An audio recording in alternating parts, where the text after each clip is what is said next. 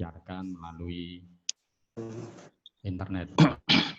Bapak Ibu sekalian, sebelum kita mulai acara ini, mari kita sama-sama buka dengan bacaan surat Al-Fatihah. Di-mute semua, suaranya di-mute.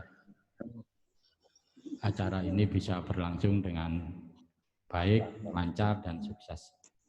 Al-Hadiniyah wa ala niyah sholihah. Al-Fatihah.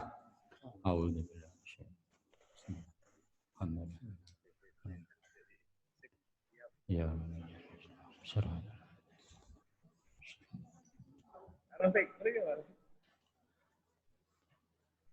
Amin, amin ya rabbal alamin.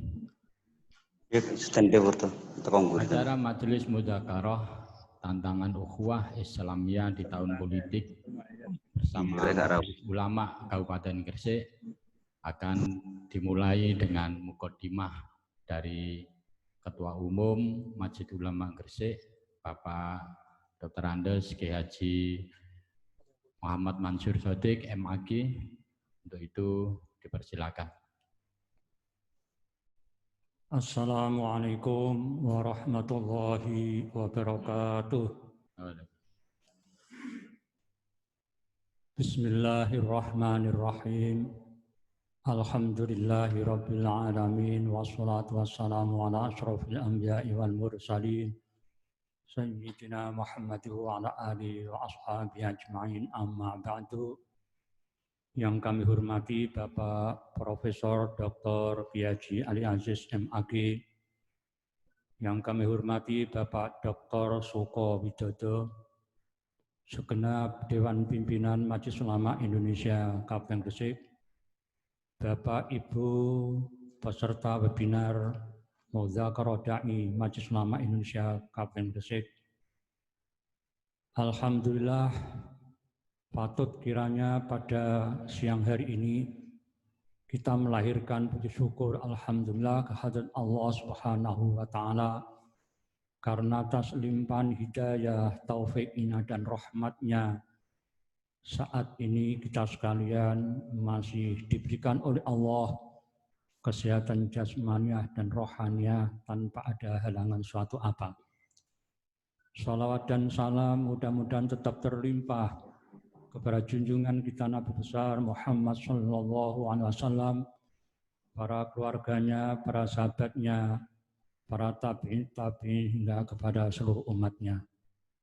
Bapak-bapak, ibu-ibu yang kami hormati, terima kasih yang sebesar-besarnya kami atas nama Dewan Pimpinan Majelis Ulama Indonesia Kabupaten Gresik menyampaikan khususnya kepada Bapak Profesor Dr. Kiai Haji Ali Aziz dan Bapak Dr. Suko Widodo yang di tengah-tengah kesibukannya beliau berkenan hadir dalam acara webinar Majelis Ulama Indonesia Kabupaten Gresik ini.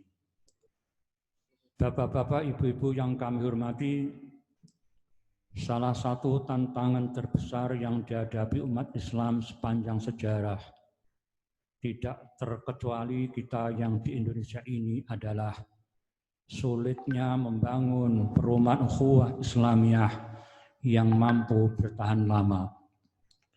Yang menjadi akar masalah tentang kesulitan itu adalah karena sering kandasnya ajaran Islam yang luhur ketika berhadapan dengan kepentingan dan egoisme pribadi dan golongan.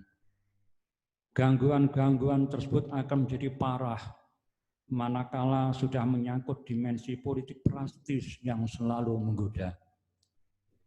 Kabupaten Gresik dan kabupaten kota lainnya di Indonesia pada tanggal 9 Desember 2020 mendatang akan memiliki punya gawe besar, yaitu pemilihan bupati dan wakil bupati, pemilihan wali kota dan wakil wali kota. Seiring dengan tingginya animo masyarakat, perbedaan dukung-mendukung antar calon tentunya tidak dapat dihindari. Bahkan perbedaan itu juga terjadi di dalam satu keluarga. Akibat adanya perbedaan pilihan politik itu, sering-sering menjadi faktor memudarnya nilai-nilai ukhuwah Islamiyah. Sehingga ajaran saling menghargai, saling menghormati, dan saling menyayangi berganti dengan saling memfitnah dan saling menebarkan berita hoax. Hal ini menjadi warna khas saat memasuki tahun-tahun politik, yaitu tahun-tahun di mana umat Islam di Indonesia akan memilih pemimpinnya, baik tingkat nasional, regional maupun lokal. Pada tahun-tahun politik itu umat Islam seakan-akan lupa akan makna ukhuwah Islamiyah yang luhur itu yang digambarkan oleh Rasulullah SAW seperti sebuah bangunan yang saling memperkuat satu sama lainnya. Tradisi saling memfitnah dan menebarkan berita hoax itu tentunya harus segera dicegah agar tidak tumbuh menjadi virus yang akan merusak makna ukhuwah Islamiyah. Majelis Ulama Indonesia sebagai rumah besar umat Islam yang merupakan wadah musyawarah para ulama, zu'ama dan cendekiawan muslim yang memiliki moto Khotimul Ummah, layan umat, Tauhidul Ummah, menyatukan umat, dan sekaligus sebagai Shadiqul Hukumah, mitra pemerintah, memiliki tanggung jawab keumatan, kebangsaan, dan kenegaraan untuk terlaksananya dua sukses besar, yaitu sukses pemilihan kepala daerah dan sukses terjaganya ukhuwah Islamiyah.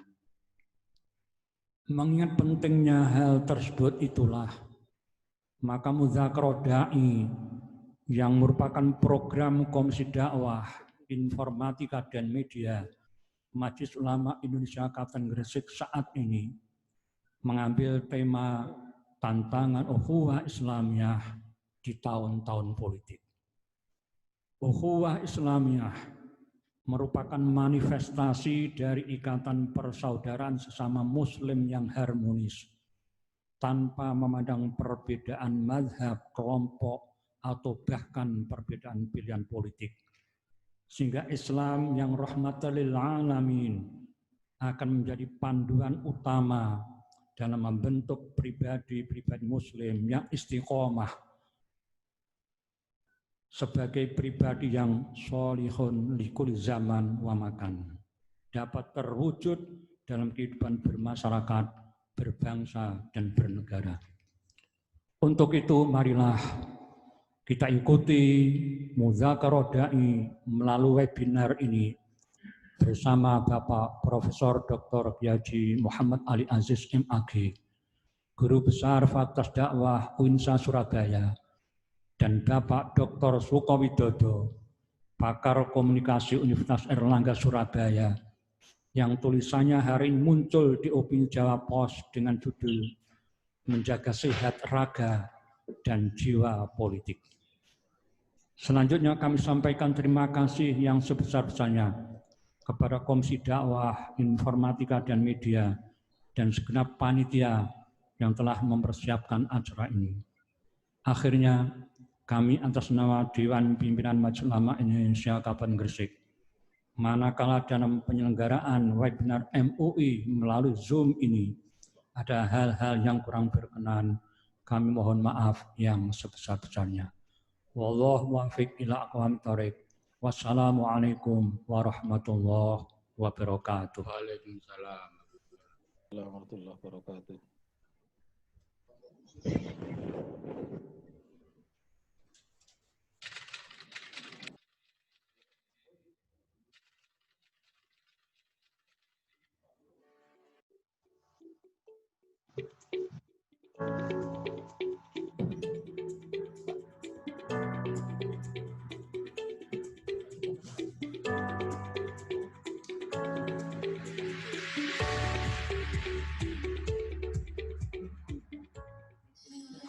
Assalamualaikum warahmatullahi wabarakatuh.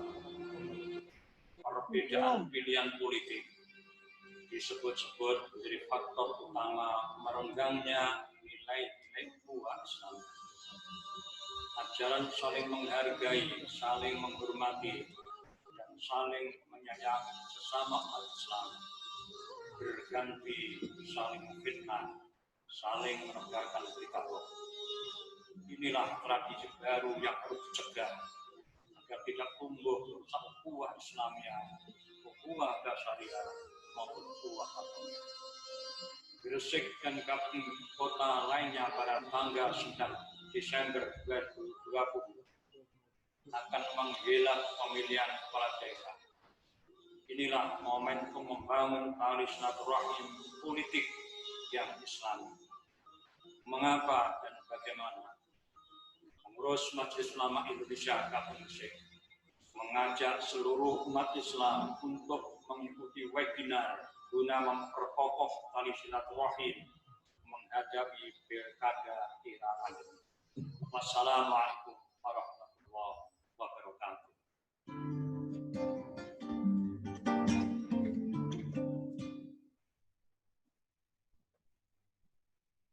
Saya antar dulu.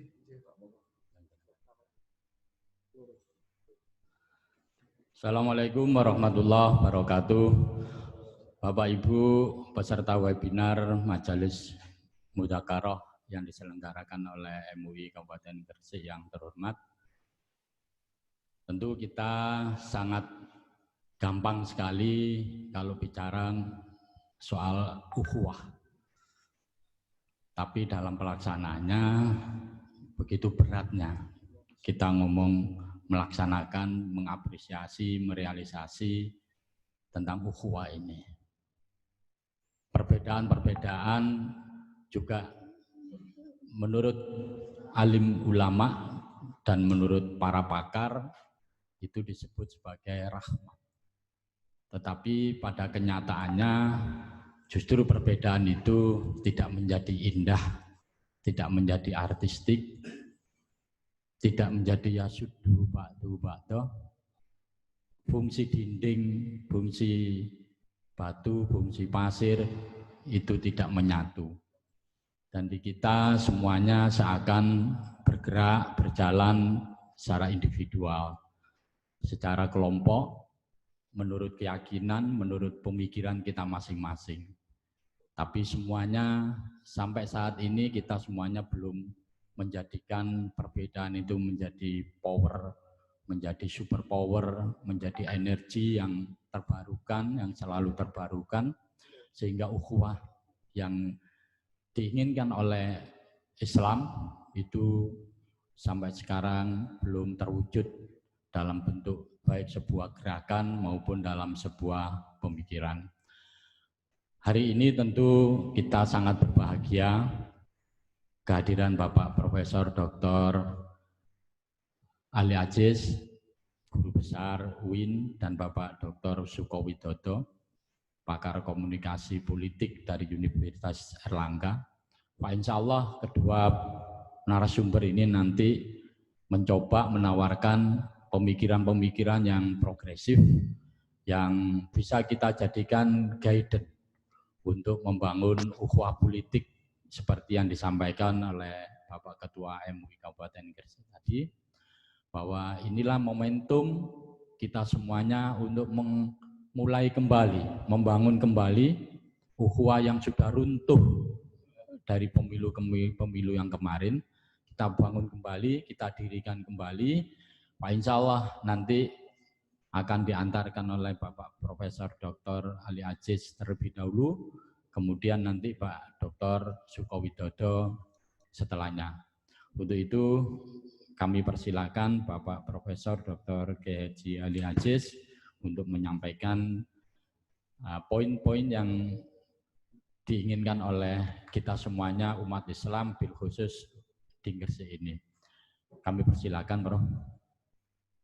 Ya, Assalamualaikum warahmatullahi wabarakatuh. Waalaikumsalam. Alhamdulillah wassalatu wassalamu ala Rasulillah Sayyidina wa habibina Muhammadin ibni Abdillah wa ala alihi wa sahbihi wa man ittaba'a hudah wa la hawla wa la quwata illa billah. Amma ba'du. Yang sangat saya hormati Bapak Ketua Umum Majelis Ulama Gresik, Bapak Kiai Haji Muhammad Mansur Shadiq, yang saya hormati segenap pimpinan Majelis Ulama, para kiai sekalian, guru-guru kami, dan para peserta webinar, juga rekan kami dari UNER yang juga akan menyempurnakan paparan kami ini. Bapak Ibu sekalian, saya mengapresiasi apa yang dilakukan oleh Majelis Ulama ini. Ya. Sebab ini usaha ya, usaha. Allah lebih menghargai proses daripada hasil. Kita usaha sejauh mana Allah memberi hasil dari acara ini untuk menyatukan umat Islam, itu urusannya Allah. Tetapi usaha ini adalah usaha yang sangat mulia. Prosesnya yang lebih dihargai Allah. Hasilnya itu bobotnya tidak seberapa besar. Andaikan Allah ini melihat sesuatu itu pada hasil, Nabi Nuh nggak dapat skor gitu, karena nggak efektif. 950 tahun hanya menghasilkan beberapa orang, nggak sampai 100 orang. Tapi karena kegigihannya Nabi Nuh, kemudian beliau dimasukkan menjadi orang istimewa, ulul azm. Jadi nabi yang punya kekuatan baja untuk menghadapi tantangan. Bapak-bapak dan ibu sekalian, saya sadar bahwa saya ini berbicara di depan orang-orang mulia, para ahli tausiah yang hadir di sini ataupun yang di rumah. Ya. Ini tidak gampang berbicara pada orang yang biasa bicara itu ya. Sebab orang-orang yang, maaf saja ini ya, ini secara umum ya. Orang-orang yang biasa dihormati itu pelit menghormati orang. Iya Pak, betul. Gitu. Subhanallah, mudah-mudahan tidak terjadi pada kita. Iblis itu dikeluarkan dari surga kan karena ngomong ana khairun minhu saja ya. Karena aku merasa lebih baik. Orang yang sudah biasa didengar itu juga pelit mendengar. Orang yang hafal sejumlah ayat dan hadis juga tidak tertarik mendengarkannya. Sebab baru dibaca pembukanya sudah bisa meneruskan sendiri. Lalu kemudian karena sudah hafal hadisnya ganti mencari-cari kesalahan bacaannya, kesalahan tafsirnya, jadi tidak habis-habis. Semua itu bermula dari pikiran dalam otaknya ana khairun minhu, dan itu tidak boleh terjadi pada kita. Tapi saya jadi tersemangati oleh pesan orang bijak, a'ti khubzaka lil khubbas walau akala niswah, katanya gitu. Suguhkan adonan rotimu kepada ahli roti sekalipun kamu tahu nanti yang dimakan hanya separuh. Give your dove to a baker, though he may eat half of it. Jadi saya berbicara, ya sudah saya sampaikan, soal nanti dimakan separuh, dimakan seperempat, ya tidak apa-apa. Bapak Ibu sekalian, para kiai, guru-guru, dan semuanya tokoh masyarakat yang demi Allah saya hormati. Dalam Al-Quran yang diperkenalkan itu hanya ukhuwah imaniyah ya, tidak ada ukhuwah Islamnya, tidak ada. Tidak ada. Yang ada dalam Al-Quran itu hanya ukhuwah imaniyah. Innamal mu'minuna ikhwah. Jadi secara tersirat sebenarnya Al-Quran mengajarkan kalau membangun ukhuwah itu lebih gampang melalui kesamaan iman. Bhinneka tunggal iman. Kalau membangun Islam, ikhwah Islamiyah itu lebih sulit. Karena keragaman di dalam pelaksanaan ibadah itu Islam loh itu jauh lebih rumit di dalam agama daripada perbedaan di bidang akidah itu tidak seberapa. Maka dalam Al-Quran itu yang ada ukhuwah imaniyah. Nah, ukhuwah Islamiyah itu ada di dalam hadis. Saya bacakan hadis ini ya supaya Rasul hadir bersama kita. Allahumma ja'al ayyamana ayyama Rasulillah. jadikan detik-detik setiap hari itu selalu didampingi Rasulullah. Walayalana layala Rasulillah. Ya Allah, jadikan seluruh yang mendengar ini setiap malamnya tidak pernah tidak mencium bau harumnya Rasulullah sallallahu alaihi wasallam. Saya baca hadis ini, mudah-mudahan Rasulullah hadir. An Abi Hurairah radhiyallahu anhu qala Rasulullah sallallahu alaihi wasallam, la tahasadu. Janganlah kamu saling dengki. Ini pesan Rasulullah lah. Kita cinta Rasul itu kalau kita masih saling mendengki itu Rasul yang mana yang Anda maksudkan? Kita cinta Rasul tapi saling membenci itu terus Rasul yang mana yang Anda maksudkan? Yuk kak ono yo. Ngenten itu ke pemerintah dulu, baru. Wala tanajashu, jangan saling zalim di dalam perdagangan. Wala tabaghadu, jangan saling melampiaskan kemarahan. Wala tadabaru, jangan saling tidak bertegur sapa, apapun alasannya. Wala yabi' ba'dukum 'ala ba'din, jangan sampai menjual transaksi sesuatu yang sudah ditransaksikan dengan yang lain. Wa kunu ibadallah ikhwana. Jadilah kamu semua itu hamba Allah yang ikhwana, seduluran. Subhanallah, mudah-mudahan Rasulullah hadir di sini ya. Itu kita baca hadisnya ini. Maaf saja kalau kita itu teriak-teriak cinta Rasul, lalu kita masih seperti ini itu terus Rasul yang mana yang Anda maksudkan? Al-Muslim wa akhul Muslim. Orang Islam itu dulurnya orang Muslim. La yadlimuhu, tidak boleh melakukan kezaliman. Wala yakhdhuluhu, tidak boleh membiarkan dia terpuruk, tidak boleh. Wala yakdzibuhu, tidak boleh membohongi. Wala yahkiruhu, tidak boleh melecehkan. At-taqwa hahuna, kata Rasulullah. Takwa itu di sini, di hati ini. 3 kali takwa itu di sini. Bihasabi imri'in minasyarri ayyahqira akhul muslim. Cukup disebut orang buruk jika dia sampai merendahkan orang lain. Begitu ya Pak. Bihasbi imri'in minasyarr. Kalau dia ulama ya ulama syarr. Kalau sampai dia merendahkan, melecehkan orang lain. Kalau ustadz ya ustadz syarr. Cukup satu alasan saja. Kullul muslimi 'alal muslim. Setiap muslim itu haram untuk harus dijaga betul damuhu, hartanya, wa maluhu, hartanya, wa irduhu, dan kehormatannya. Setiap orang sekecil apapun punya harga diri. Ya. Walaupun dia orang yang tidak terpandang pun dia punya harga diri. Dan itu yang Islam luar biasa. Islam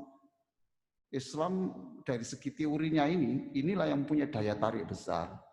Mengapa orang-orang Muslim, orang-orang di luar negeri itu tertarik.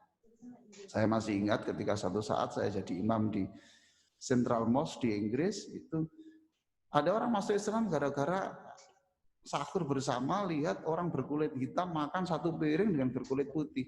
Wah itu, this is the beautiful scene. Ini adalah pemandangan yang terindah yang pernah saya tahu. Tidak pernah ada. Unsur akhaka dzaliman aw madluman, kata Rasulullah. Tolonglah saudaramu yang zalim, aw madluman, tolonglah saudaramu yang terzalimi. Ya Rasulullah, ansurhu idza kana madluman. Benar ya Rasul, saya akan menolong orang yang terzalimi. Benar Nabi. Lalu bagaimana saya menolong orang zalim itu? Tahjuzuhu wa aw tamna'uhu minadz-dzulmi fa innaka dzalika nasrah. Kamu tolonglah orang zalim, apa itu? Hentikan supaya tidak melakukan kezaliman. Nah, hari ini kita sebenarnya kalau di Gresik ada orang zalim, kita sekarang acara ini bagian daripada mengurangi, mencegah. Bapak Ibu sekalian, semua orang apapun gelarnya yang mengajarkan kebencian dan permusuhan, saya ulang ya, siapapun orangnya, apapun gelarnya yang mengajarkan kebencian dan permusuhan, maka dialah pendukung partai setan. Hizbus Syaiton. Gitu. Siapapun orangnya lah gitu. Namanya apapun, kalau dia mendukung kebencian, permusuhan, itu Hizbus Syaiton. Sebaliknya siapapun yang mengajak manusia meraih surga, kedamaian dan ampunan Allah, dialah pendukung partai Hizbullah. Ulaika yad'una ilan nar, wallahu yad'u ilal jannah wal maghfirah bi'idnih. Mereka itu mengajak ke neraka dan Allah mengajak ke surga dan ampunannya. Hizbus Syaiton ada di surah Al-Mujadalah 19, Hizbullah ada di Al-Maidah 56. Nanti ini sudah saya PDF-kan, silakan di-share, enggak apa-apa yang saya sampaikan ini.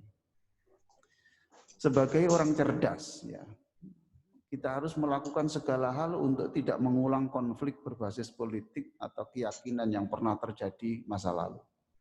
Kita ini orang cerdas, sudahlah. Yang sudah ya sudah. Let's bygone be bygone, yang sudah ya dulu sudahlah. Jangan kita mengulang sejarah yang pahit. Kalau kita membuka sejarah bagaimana sama-sama keluarga Rasulullah itu begitu.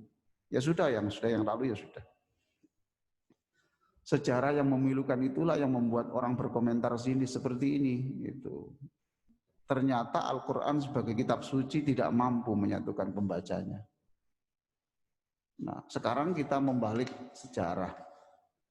Kita membalik sejarah bahwa Al-Qur'an itu bisa. Al-Qur'an kita tunjukkan dalam sejarah bahwa Al-Qur'an itu bisa menyatukan pembacanya.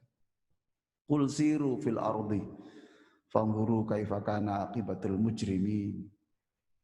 Berjalanlah di muka bumi lalu perhatikanlah bagaimana kesudahan orang-orang yang berdosa. Bapak Ibu sekalian, sebagai penganut Aswaja, bukan Mu'tazilah, bukan Khawarij, bukan Syiah, kita percaya adanya qadha dan qadar. Dalam dunia politik, siapapun yang terpilih menjadi pemimpin di suatu wilayah ya pasti berdasar qadha dan qadarnya Allah. Bahkan dalam dunia tasawuf ya Pak ya.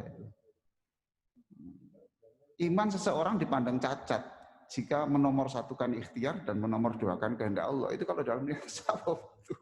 Jadi kehendak Allah itu harus nomor satu. Dalam kaitan kontestasi politik, ikhtiar pemenangan calon pemimpin yang diajukan masing-masing pihak. Yang masing-masing pihak itu dasarnya apa? Kok milih itu? Istikharah. Ada yang mengatakan masing-masing Pak itu istikharah. Yang kedua, ini tidak hanya istikharah, suara langit. Ya wis, enggak apa-apa wis. Ya tapi enggak apa-apa, itu kita kampanye boleh. Ikhtiar kok, enggak apa-apa. Itu sebuah kewajiban semata, tapi harus diingat bahwa ikhtiar Bapak ojo teman-teman seriusnya gitu loh ya. Ojo teman-teman seriusnya. Sebab sebelum lahir kita itu sudah dicatat siapa yang jadi bupati itu sudah ada kok. Ojo teman-teman lapo. Sudah tercatat. Qulillahumma malikal mulk tu'til mulka man tasya' wa tanzi'ul mulka mimman tasya' wa tu'izzu man tasya' wa tudhillu man tasya' bi yadikal khair innaka 'ala kulli syai'in qadir. Saya hafal ini karena saya dulu mondok di Ihya Ulum. Pak Yai Maksum itu setelah sholat itu pasti wiridannya ini. Di Gresik saya kira juga begitu. Diingat kembali. Jangan teman-teman lapo. Wis ono. Allahumma shalli ala Muhammad. Menurut psikologi ya, menurut psikologi ya, 75% manusia itu dikuasai oleh emosinya, bukan oleh akal sehat. 25%, hanya 25%. Dalam dunia politik, kedekatan seseorang kepada seorang tokoh atau kebenciannya, ayo coba nanti, saya ulang ya, kedekatan seseorang kepada tokoh atau kebenciannya pada tokoh, seringkali coba dilacak. Rata-rata bukan karena berdasarkan akal sehat, melainkan berdasar emosi yang dihasilkan dari rasa senang atau jengkel pada masa lalu. Coba dilacak saja. Tapi di panggung publik, politikus dengan kelihayan retorikanya bisa membungkus kebohongan dengan cantik bahwa semua keputusan kepemihakan itu berdasar akal sehat, bahkan berdasar kajian yang ilmiah, komprehensif, dengan paradigma-paradigma, macam-macam. Nah inilah yang disebut manusia itu memiliki dua ini, manifest dan laten. Apa yang dikatakan orang itu tidak mesti ada dalam hati. Jadi, kalau di pengajian itu ada orang tanya, Pak saya ini kalau tahajud itu kok jam 3 itu 3, belum jam 2, itu apa enggak? Itu bisa saja itu bukan bertanya, itu menuduh bahwa dia itu sering tahajud. Nah, jadi manifestnya itu bertanya soal tahajud, tapi latennya itu enggak. Nah, subhanallah. Kita harus sadar bahwa tidak sedikit orang yang mati meninggalkan warisan kebencian pada satu kelompok. Saya ulang, tidak sedikit orang yang meninggal, tetapi yang ditinggalkan adalah kebencian. Semua anak cucunya mewarisi, bahkan menyuburkan kebencian itu. Na'udzubillah. Maka jika tidak membangun ukhuwah hari ini, itu berarti kita tidak bisa memutus rantai ini. Kita memperpanjang sampai anak cucu, dan inilah yang menggelisahkan Sayyidina Ali karramallahu wajhah. Mengatakan warisan termahal adalah akhlak mulia. Dan warisan terburuk adalah akhlak tercela. Terakhir, ada beberapa langkah yang bisa kita lakukan untuk membangun ukhuwah Islamnya. Yang pertama adalah, ini saya meminjam istilahnya Pak Kiai Haidar Nasir, pimpinan Muhammadiyah. Diperlukan kematangan dalam keberagaman. Bahwa keberagaman itu sunatullah. Dan kematangan dalam keberagamaan, bahwa kita harus taat kepada agama yang diajarkan, bahwa kita harus hidup di tengah-tengah orang yang berbagai macam pemikiran dan kepentingan ini dengan baik. Kedua, silakan memuji-muji seorang tokoh. Wes mboten napa-napa, sampean puji-puji sampai sundul langit mboten napa-napa. Meh mirip nabi mboten napa-napa. Koyok malaikat Jibril mboten napa-napa. Enggak apa-apa. Tapi hindarilah bainal masyriq wal maghrib, menjelekkan orang lain. Ini kata kunci yang saya sampaikan. Nah, di dalam saya menulis buku ilmu dakwah ya. Teori persuasi itu memang ada satu sisi, ada dua sisi. Kalau satu sisi itu menunjukkan kebaikannya saja, tapi kalau dua sisi itu menunjukkan kebaikan tokohnya, lalu menjelekkan musuhnya. Itu namanya teori dua sisi. Itu dibenarkan dalam ilmu komunikasi. Tapi itu terlarang dalam agama. Mengapa terlarang? Ngomong jelek tentang orang saja cukup Anda disebut ulama usyar, ulama usu. Itu bihasbi imri'in ayyahqira akhul muslim. Nah itu, ketiga terakhir, memperbanyak silaturahim, makan tahu penyet atau tahu bandeng bakar atau apa, untuk sering-sering silaturahim. Kita setuju dalam ketidaksetujuan. Saya tahu bahwa itu pilihanmu, engkau harus tahu juga, tapi kita agree in disagreement. Setuju dalam ketidaksetujuan. Nah, menika ingkang sabet kala aturaken, monggo Pak Suko nanti nambahi. Sampun Pak Yai. Matur nuwun Pak Prof.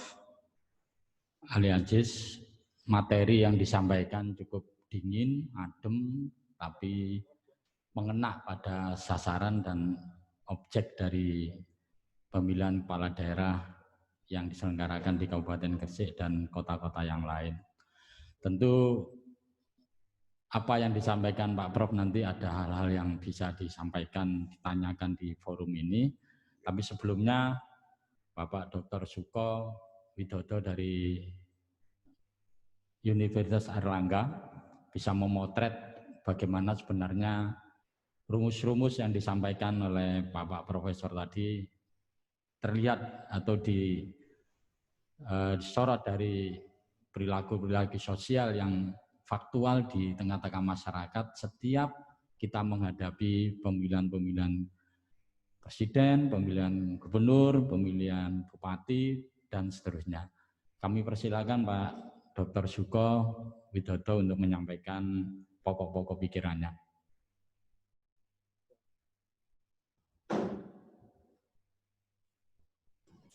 Assalamualaikum warahmatullahi wabarakatuh. Waalaikumsalam. Mugi-mugi sehat sedoyo. Salam dari Surabaya. Saya tadi matur ke Mas Kolik, sebenarnya saya pengen sowan ke Gresik lah. Saya ini kan juga harus ngantri pada guru-guru yang ada di sini.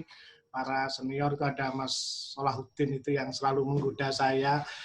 Pak Aziz, mohon izin saya mau cerita sedikit. Jadi dari hasil survei sekarang ini yang tempat-tempat yang ramai itu pertama pondok pesantren, yang kedua kuburan.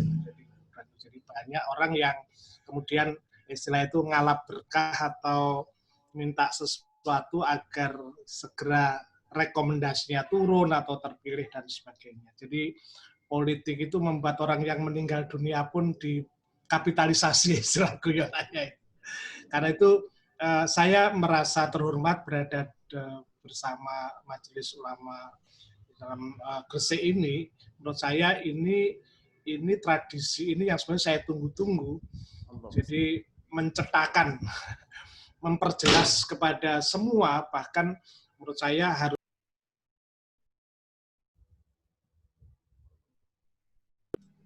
para kandidat pun seharusnya juga mendengarkan tausiah dari Pak Aziz tadi. Kenapa? Ini tidak cukup mudah, memang tidak cukup mudah untuk memberikan persoalan demokrasi di Indonesia dan kemudian hubungannya dengan agama. Kalau sejarahnya demokrasi itu kan lahir dari protes rakyat terhadap kekuasaan monarki yang kala itu pasti raja, dan raja itu tuan tanah awal sejarahnya semacam itu, dan itu didobrak secara luar biasa. Jadi demokrasi ini lahir dari sebetulnya adalah kebebasan individu. Itulah kenapa demokrasi itu menempatkan semua orang sama, Nah, ini kan tidak mudah gitu loh, tidak mudah dalam tradisi-tradisi keindonesiaan. Saya tidak hanya membaca Islam, tradisi keindonesiaan memang ketika masyarakatnya terstruktur. Mungkin saya akan menarik sebelum saya masuk ke masalah politik ini. Di Amerika misalnya, kalau ketemu dengan temannya, misalnya bapak saya namanya Ahmad begitu, terus teman saya memanggil, hei gimana Ahmad kabarnya misalnya, itu tidak sakit hati. Tapi coba kalau itu kita dilakukan di tempat kita, perkaranya jadi panjang karena orang tua selalu kita muliakan. Jadi dari dasarnya demokrasi itu, pertanyaan saya apakah dia cocok dengan konteks ketika diterapkan di Indonesia. Saya kira kalau Gresik memulai sebagai peradaban baru ketika Islam datang dan Sunan Kalijogo begitu dahsyat dalam pikiran-pikiran saya, ini pertemuan hari ini saya kira bisa menjadi lebih besar, dibukukan, dan menjadi rekomendasi menarik karena kita tahu bahwa hampir ketika kita bicara politik, maka betul tadi dikatakan dari MUI, dulur iso gegeran, bojo iso pegatan, sudah. Jadi maka benar kata Pak Basman itu, kalau sudah urusan politik itu pancen wangel tuturane, wis angel tuturane, kata Basman begitu. Nah, karena itu apa yang disampaikan Pak Aziz tadi sebenarnya adalah tausiah yang menurut saya kalau itu benar-benar dipahami dengan secara serius, itu saya kira membuat para di antara kita mendapatkan hak-haknya secara adil dan bermartabat. Saya mengatakan hak, kenapa? Karena politik itu selalu demokrasi itu hukumnya pertama adalah hak individual. Pak Kiai yang sangat dihormati di pondok pesantren, suaranya nggih setunggal sama dengan santrinya misalnya. Padahal konteks kualitas berpikirnya, keputusannya pastilah lebih sahih, lebih unggul, lebih bijak Pak Kiai misalnya. Ini kan kelemahannya, itulah kenapa kita suara terbanyak, kemudian mayoritas dibuat keputusan. Kalau di rumah sakit jiwa, itu ada 100 orang pasien, dokternya 10, kalau diambil suara, maka dokter itu bisa kalah. Gitu. Ini kan kadang-kadang tidak dihitung.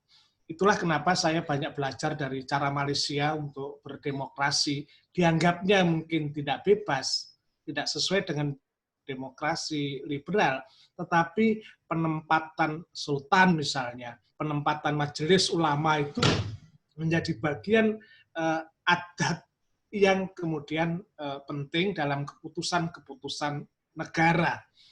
Karena kalau di dalam demokrasi liberal seperti yang kita lakukan sekarang ini, maka negara atau pemerintah adalah adatnya, bukan kemampuan orang-orang yang memiliki kapabilitas seperti pondok pesantren ulama itu tidak menjadi bagian dari suara keputusan itu. Nah, demokrasi menempatkan hanya rakyat, wakilnya parlemen semacam itu. Jadi ini saya kira mukadimah awal yang mungkin perlu dibangun kembali. Saya selalu mengusulkan di dalam kesempatan-kesempatan karena di Amerika pun Pak Kolik ini sahabat saya diskusi, selalu saya mengatakan di sana pun ada namanya kansil. Kansil itu seperti dewan kabupaten atau dewan kota yang beliau-beliau itu bukan wakil politik tetapi wakil masyarakat yang biasanya diberikan kuasa di dalam keputusan-keputusan tertentu. Nah, inti dari politik sebetulnya adalah distribusi kekuasaan. Nah, kekuasaan inilah yang kemudian diotoritaskan secara khusus kepada partai politik, dan kemudian partai politik inilah yang kemudian saking besarnya kekuasaan itu akhirnya memainkan peran di dalam politik. Sehingga, mohon maaf, ya, kalau buruknya kan rekom, tuku rekom, sampai dodolan macam-macam itu, sudahlah itu semoga tausiah Pak Aziz tadi kan jangan sampai apapun kemudian memperburuk dari konflik-konflik. Karena konflik politik itu muncul dari kesenjangan kekuasaan orang. Kekuasaan orang itu artinya menurut saya, ya saya pribadi mengatakan sama rasa sama rata itu tidak tepat saya kira dalam kultur keindonesiaan ya. Ada silah-silahnya, ada trapsilo kalau orang Jawa. Itu yang kemudian tidak masuk di dalam dalam konsep pikiran-pikiran kita. Nah, di mana letak kemudian politik itu menjadi kompetisi yang luar biasa bebasnya, karena liberal tadi itu termasuk agama pun menjadi ambyar, ajur muhur, karena kemudian dalam hari-hari ini semua mengatakan ini kan urusan politik, urusan apa ya, hak personal yang dia, tetapi dia membawa agama. Kalau dalam ilmu komunikasi ada namanya religiofikasi, yaitu yang kemudian kadang-kadang untuk mencapai kekuasaan, tadi Pak Aziz dengan tepat mengatakan mempersuasi atau mengkoersi dengan ancaman-ancaman. Kalau mempersuasi itu mempengaruhi dengan kata-kata, itu menggunakan, kalau religiofikasi itu menggunakan dalil-dalil agama untuk mempengaruhi orang. Nah, ini yang saya kira sebetulnya politiknya itu rasional, tetapi membawa soal rasa dan rasa ketuhanan. Ini yang kadang-kadang mohon maaf ini agama kemudian kadang dilacurkan demi kekuasaan. Ini yang kemudian terjadi retak-retak persepsi berbeda di dalamnya. Jadi kalaupun toh kita diskusi hari ini, tentu belum tentu bisa menyelesaikan masalah ya. Masih akan muncul, tetapi inisiasi MUI ini saya kira saya layak apresiasi. Saya apresiasi mungkin ini menjadi cikal bakal dari Dewan Kansil yang saya sebut, yang kemudian memberikan warning kepada apapun, warning kepada bupati, warning kepada anggota dewan, warning kepada parpol misalnya, warning kepada pengusaha misalnya, tapi dia benar-benar yang dimandati oleh rakyat atau masyarakat setempat sebagai fungsi untuk mengontrol itu. Kalau enggak ya seperti hari ini, kita dalam suasana pandemi, tetapi saya tidak menjamin bahwa nanti praktek-praktek komunikasi politik itu tidak berisiko terhadap kesehatan. Pasti nanti ada yang dilakukan terhadap pelanggaran-pelanggaran itu. Jadi memang secara teoretik demokrasi ini, pilkada ini yang dasar demokrasi itu prinsipnya adalah kebebasan individu. Yang kedua, kemudian kontrak sosial. Jadi dihitung dari kontrak sosial orang per orang, akhirnya aturan-aturan aja. Aturan baku, dan aturan itu dibuat oleh manusia.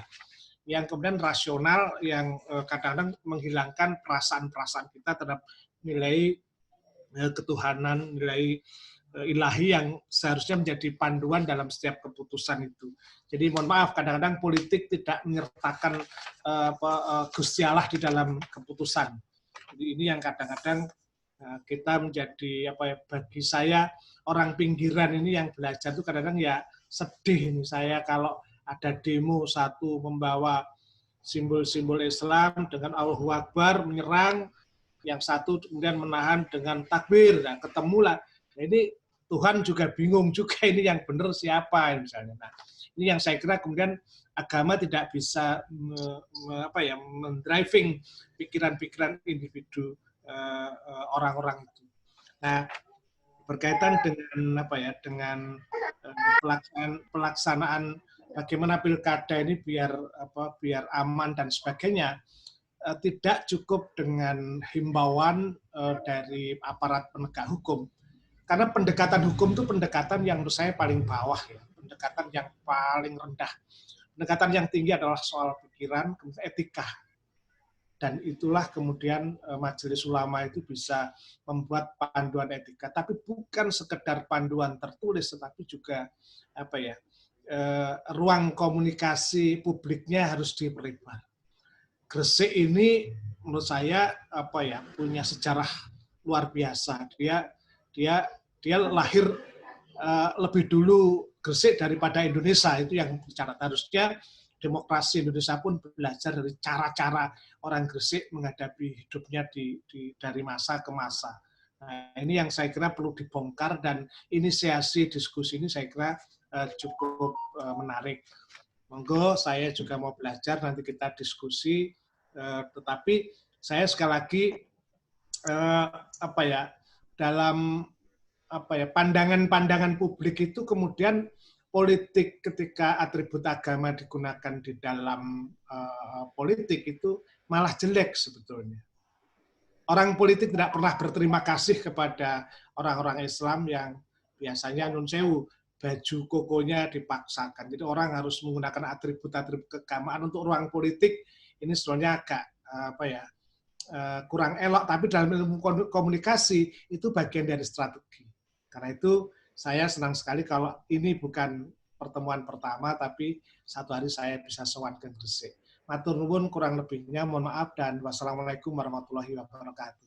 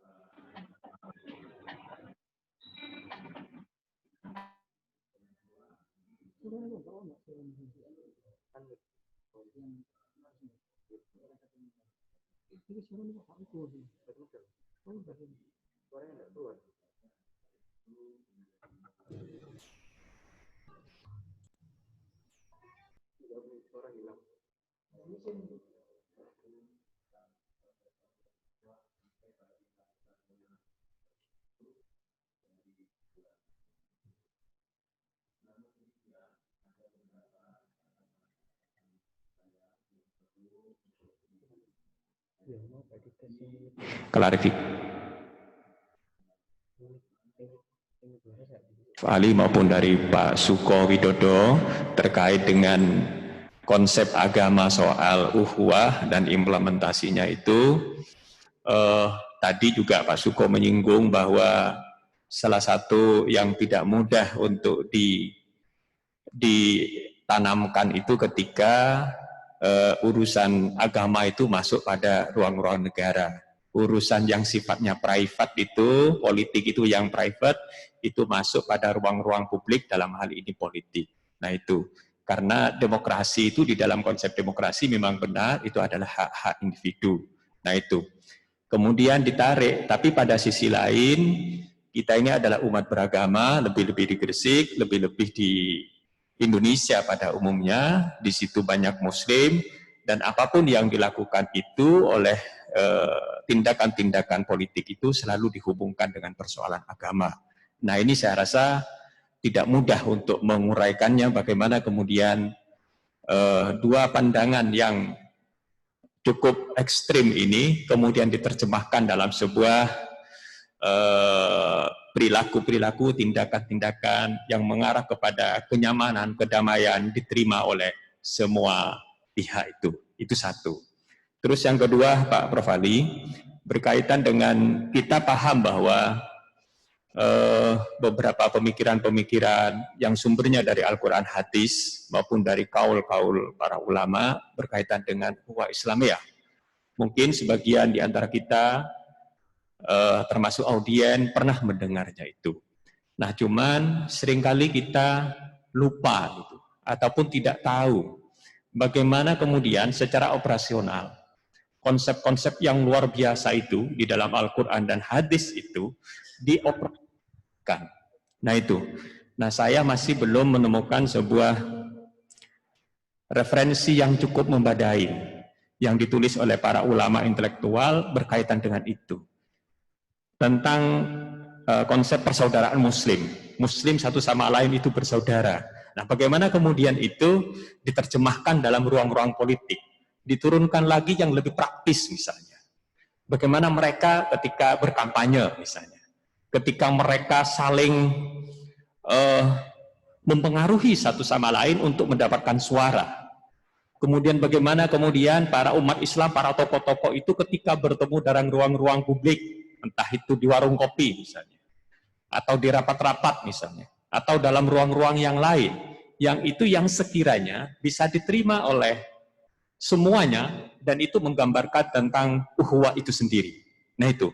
Nah, itu yang saya rasa, saya mungkin terbatas ya referensi saya Prof itu. Tapi itu tidak banyak itu. Tidak banyak yang kami dapatkan informasi-informasi itu. Sehingga seringkali memahami ukhuwah Islamiyah itu hanya pada tataran konseptual yang sangat abstrak. Pada tataran implementatif itu masih sangat kurang. Nah ini mohon pencerahan Prof, berkaitan dengan persoalan-persoalan itu. Kemudian selanjutnya adalah berkaitan dengan seringkali ormas itu, ini di luar MUI itu selalu dihubungkan dengan kanan dan kiri, belakang dan depan. Yang itu memang tidak bisa dipisahkan karena ada latar sejarah. Begitu, ada latar sejarah. Begitu pula misalnya institusi-institusi keagamaan misalnya, baik itu pesantren, mushola, masjid, di mana orang-orang berada di situ, itu kemudian dihubungkan dengan tarik-menarik antara kiri, kanan, depan, dan belakang. Nah itu yang cukup sulit saya rasa, cukup sulit. Nah, bagaimana kita bisa menjelaskan, kemudian kita bisa menguraikan, kemudian bisa membuat semacam konsep yang lebih operasional, yang menggambarkan bahwa kita itu adalah bisa melakukan itu, tetapi pada kerangka operasional itu sangat jelas apa yang kita lakukan. Sehingga kemudian menghindari yang namanya blok kanan, blok kiri, saling menyalahkan satu sama lain. Nah ini mohon pencerahannya Prof. Dan sekali lagi terima kasih atas tausiah-tausiah yang sangat luar biasa tadi. Matur suwun. Assalamualaikum warahmatullahi wabarakatuh. Terima kasih Pak Dr. Malik. Tentu saja yang namanya konsep yang begitu luhur ketika diamaliyahkan dalam tataran praktis itu mesti benturannya cukup besar, dan ini perlu mestinya ada mediasi yang bisa menjembatani. Tapi sampai sekarang seperti yang dikatakan Pak Dr. Malik ini belum menemukan alat atau media yang bisa menggabungkan dua hal yang konseptual maupun yang operasional ini. Dan ini yang terjadi justru ada di kita, di umat Islam. Apa karena ini umat Islam terlalu besar sehingga gampang sekali digerogoti bertanya? Tentu ini pertanyaan yang perlu dijawab oleh Pak Prof sama Pak Suko secara bergantian. Enggak, Pak Suko. Pak Suko, kami minta Pak Suko untuk sedikit memberi gambaran tentang pertanyaan dari Pak Kholik tadi.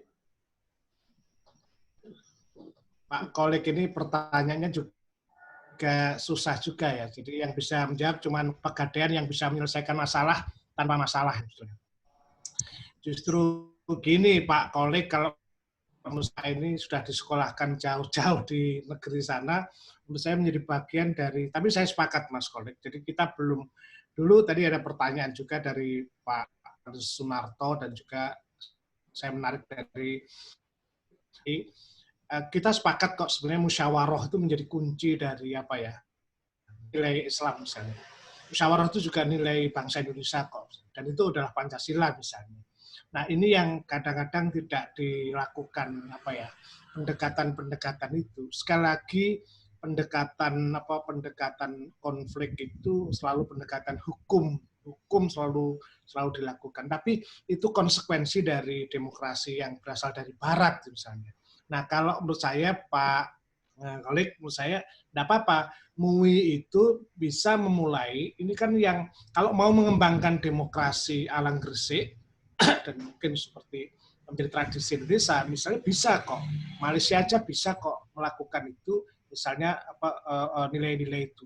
Tapi memang butuh orang yang mau berpikir,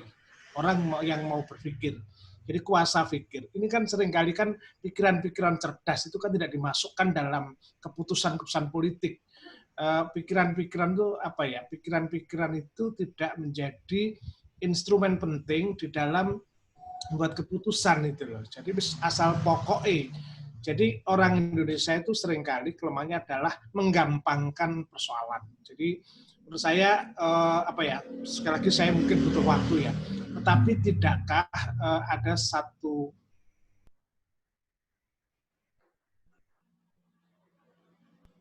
ini contoh yang tidak tepat tapi bisa ditiru, misalnya dulu di P4 itu kan ada pedoman perilaku misalnya. Oke, lepas dari soal itu. Sekarang saya ngambil contoh begini. Saya ini agak susah menghadapi mahasiswa yang sekarang. Dulu ketika ada mahasiswa mau masuk ketemu dosen aja takut, jadi dia harus mengetuk, menunggu. Tetapi hari ini kadang-kadang mahasiswa cuma mengatakan, Pak, ya, WA, Pak, hari ini apakah Pak Suko masuk? Saya jawab, iya.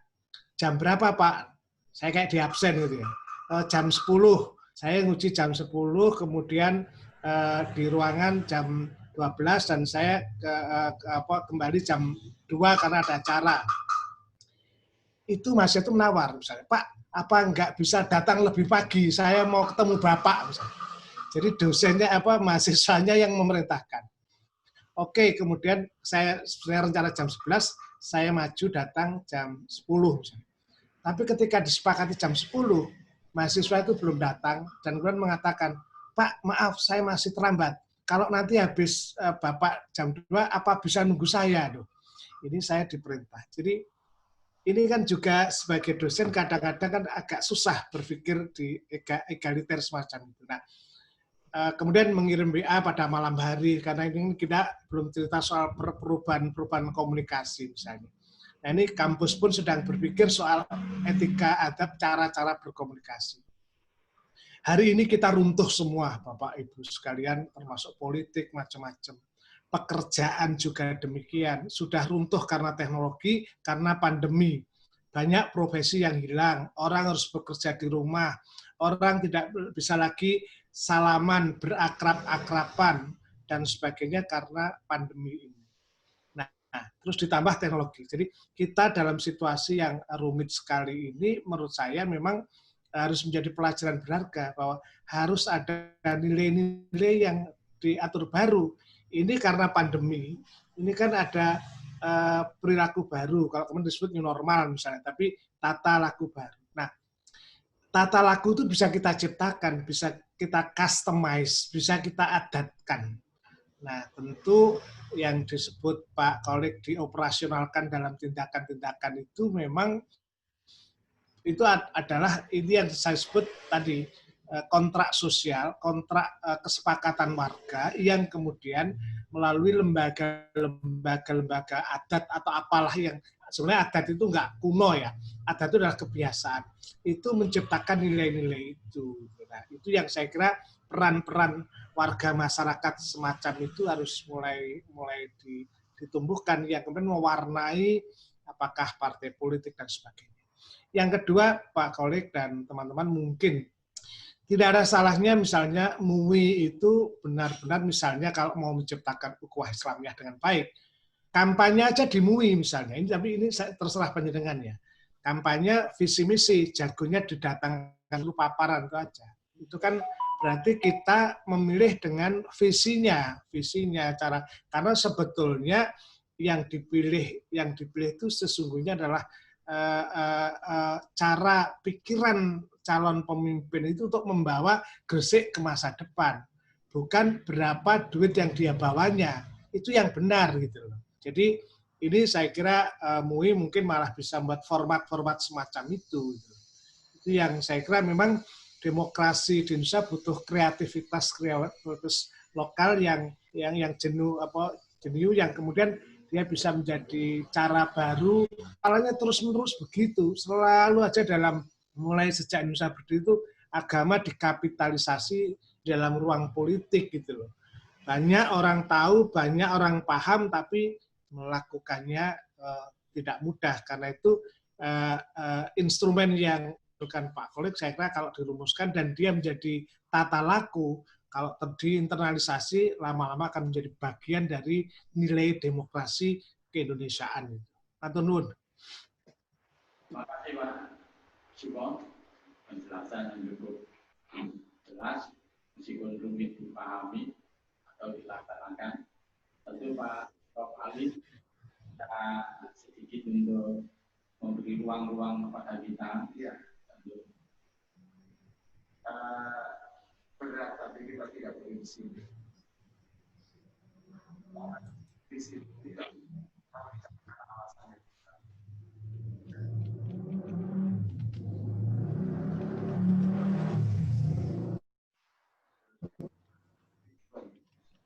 Karena Anda itu di mana?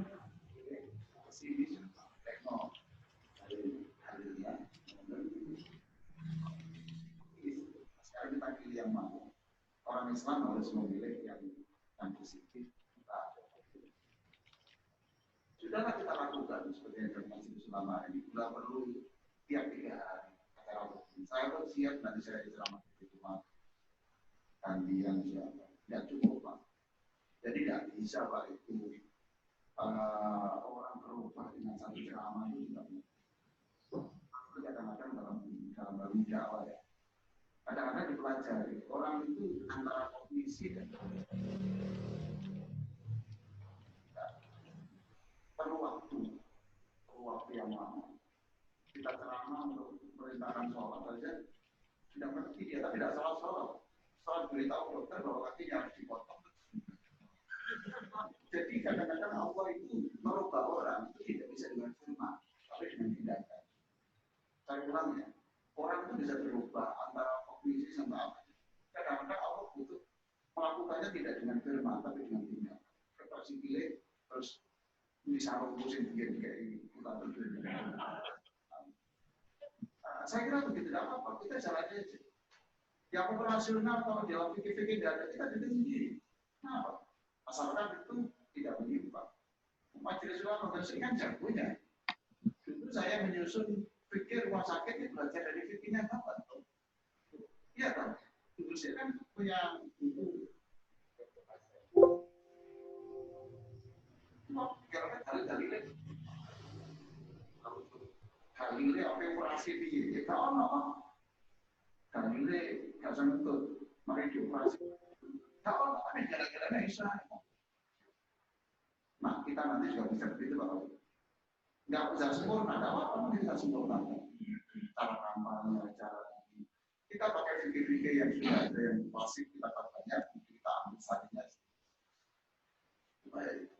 Itu pun tidak cukup hanya buku, tapi kemudian kita ya tindakan-tindakan. Saya kira majelis ulama ini sudahlah, ini bagus. Nanti itu 3 hari sekali, apapun siapa yang ngisi, ngomong-ngomong aja lah ini Pak itu.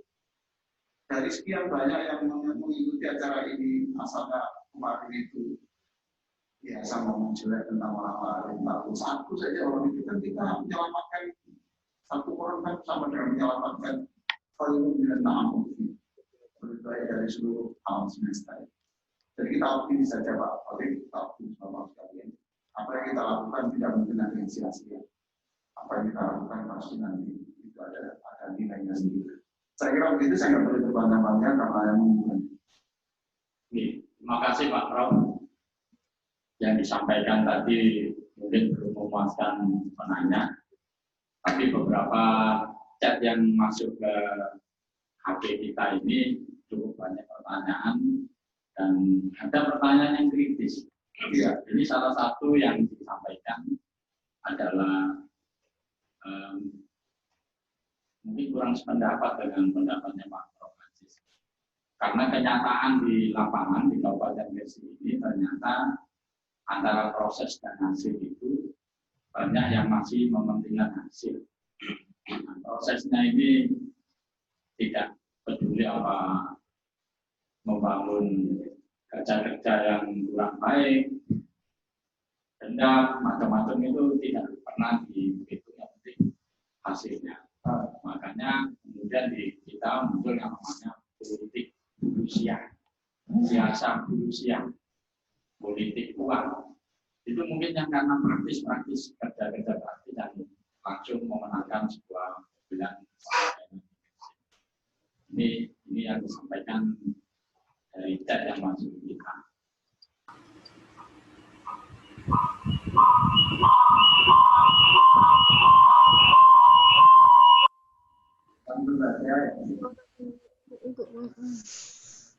Layan Allah dengan layan manusia itu. Kalau manusia itu melihat, kalau Allah itu melihat prosesnya, jadi tidak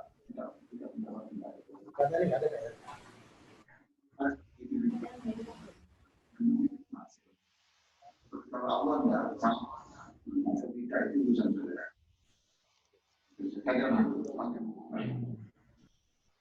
Semoga yang bertanya lewat chat tadi bisa mendengar jawaban dari Pak Prof. Yang lain kami persilakan untuk menyampaikan pendapat, usul, ide, pertanyaan. Monggo. Dari peserta webinar. Kalau tidak ada yang jangan dulu.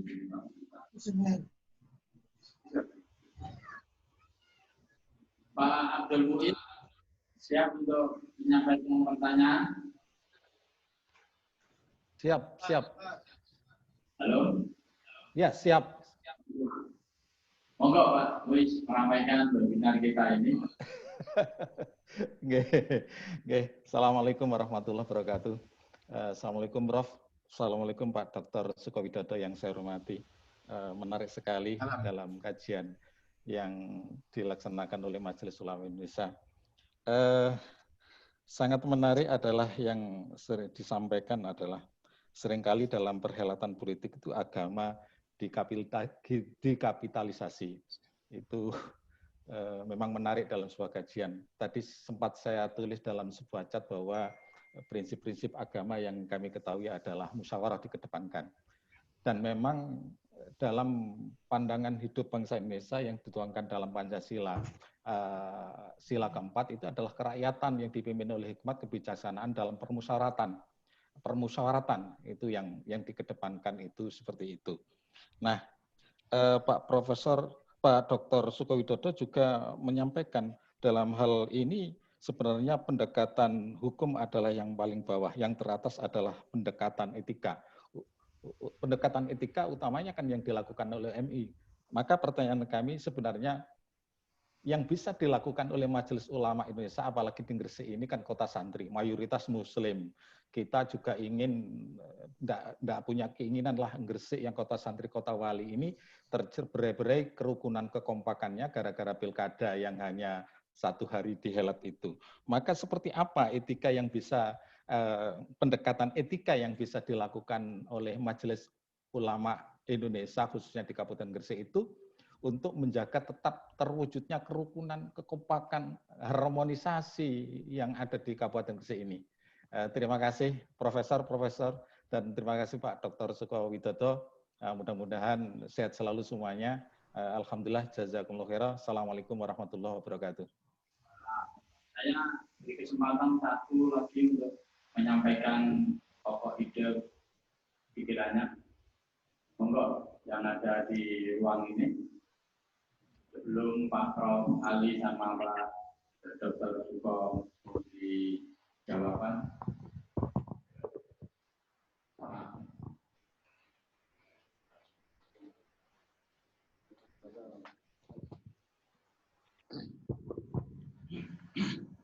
Assalamualaikum warahmatullahi wabarakatuh.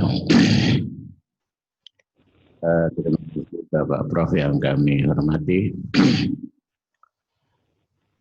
Memang di dalam kitab fikih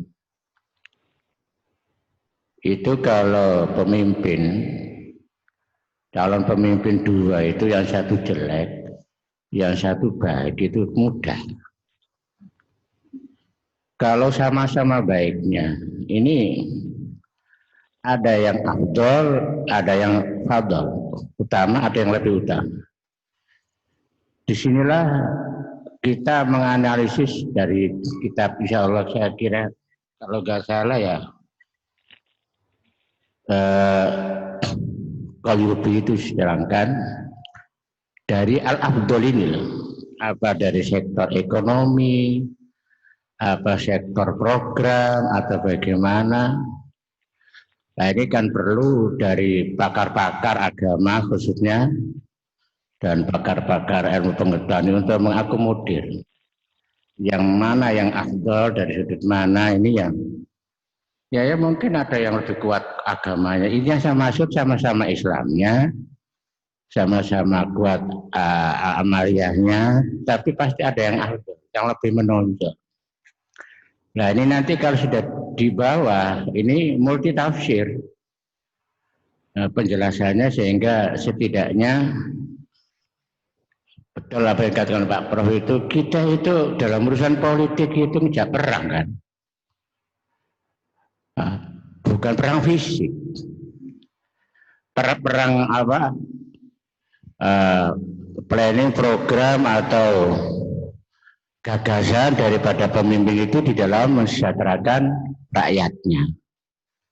Nah di dalam menentukan masa ini mesti akan terjadi bentrokan satu dengan yang lain. Tujuannya baik. Oleh karena itu saya harapkan hal-hal yang semacam inilah yang ke bawah itu jangan sampai terjadi saling olok-mengolok. Ini yang terpenting. Karena bagaimanapun juga dari sudut agama itu, Muhammad saya mengolok-olok ngerasa nih calon pemimpin kira-kira gak dosa saya ini. Ini yang jadi bahan pemikiran saya. Maaf Pak, saya ini wakilnya Wahai Mansur. Jadi saya pikir gimana ini ya, gitu. Karena dalam satu sisi ada mengatakan ini yang afdal itu ya calon ini, yang satunya ini. Oleh karena itu saya butuh pencerahan daripada Pak Prof terkait dengan masalah kepemimpinan calon pemimpin yang ada yang lebih unggul dari sektor-sektor tertentu gitu. Itu saja Pak yang bisa saya sampaikan, dan maaf bahasa saya perang itu jangan dianggap perang fisik ya. Perang argumentasi, perang pemikiran dan ya, terima kasih. Terima kasih pertanyaan atau penambahan kejelasan yang disampaikan tadi. Monggo Pak Prof dan Pak Suko bagi-bagi waktu untuk Pak Suko. Ya, Pak Suko ada kegiatan katanya. Monggo Pak Suko Widodo untuk menanggapi apa yang disampaikan para penanya tadi. Para yai, para guru, dan semuanya, memang kita sedang menghadapi disrupsi banyak hal di dalam keadaan sekarang ini. Demokrasi ini sebetulnya saya mengibaratkan seperti anak yang remaja, sekolahnya belum tutup, ngajinya belum tutup, atau kemudian dia membawa pistol. Maka anak-anak remaja itu kalau dia emosi langsung tembak segala arah, jadi risikonya berat. Nah, saya bayangkan bagaimana perjalanan demokrasi di negara-negara maju itu tidak semua orang boleh mencoblos. Jadi mereka dulu yang kaum buruh itu belakangan, baru borju, kemudian para guru boleh, tapi masyarakat petani tidak boleh. Ada proses panjang dan kemudian dia menjadi adat, ada nilai yang bagus.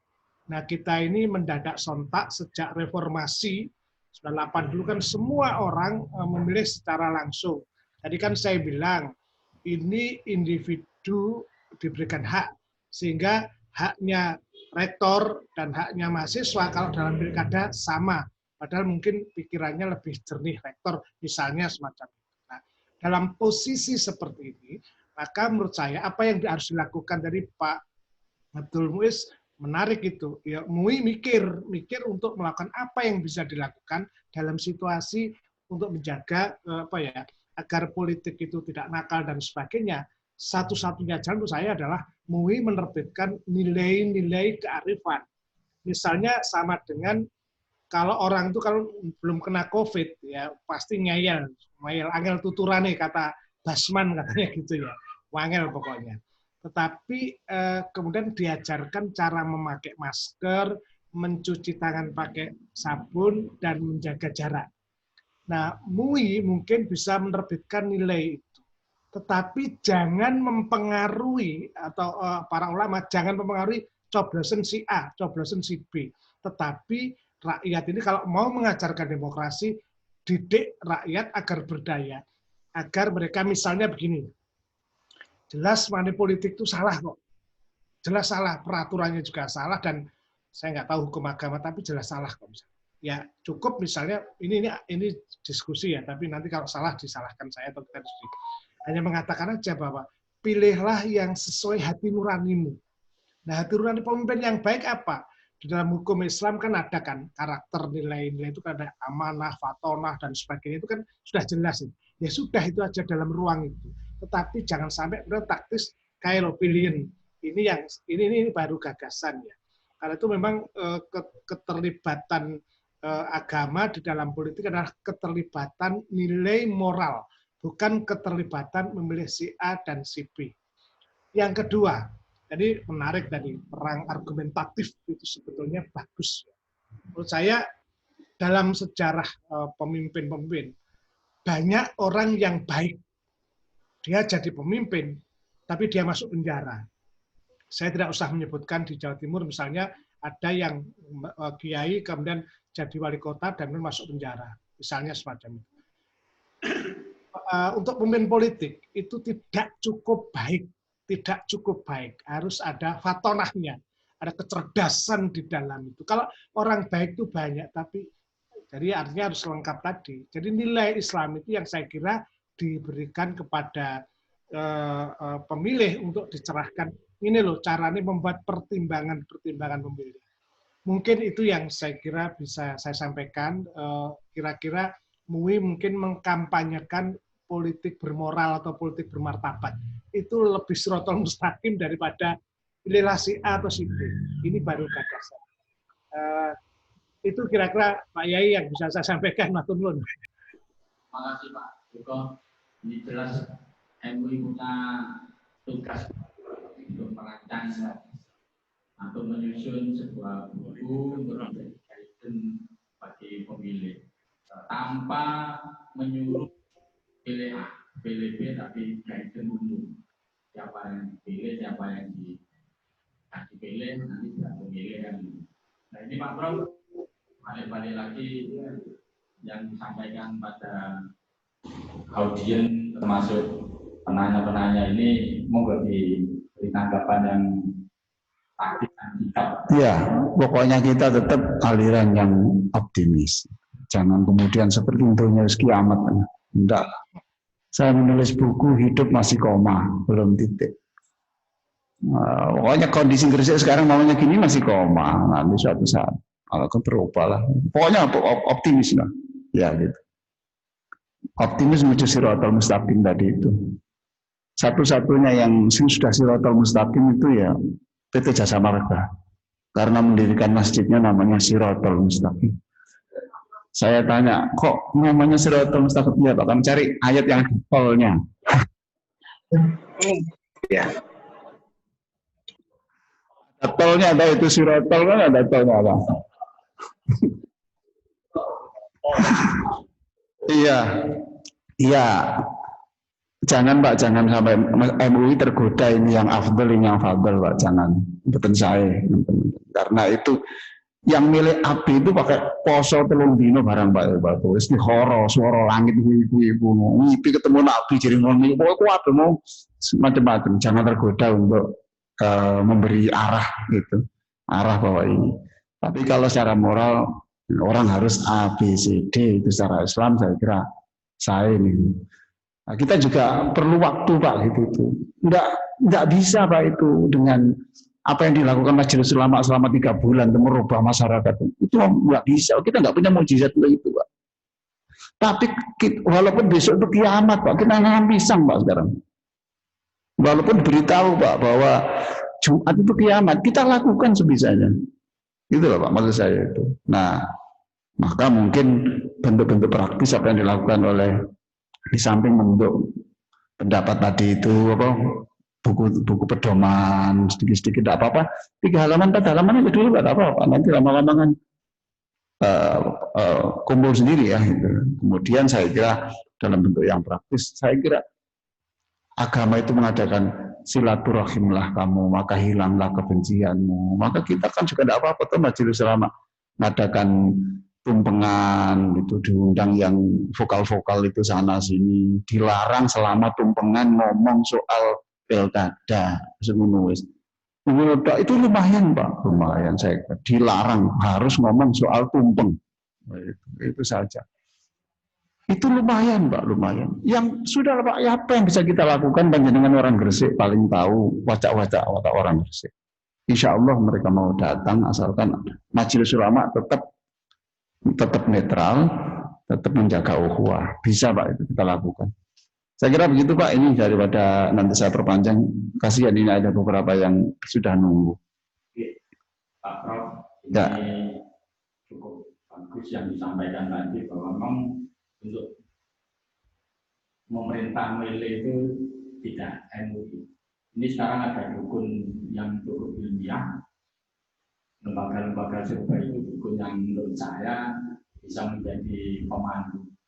Tapi juga ada dukun yang menggunakan menang.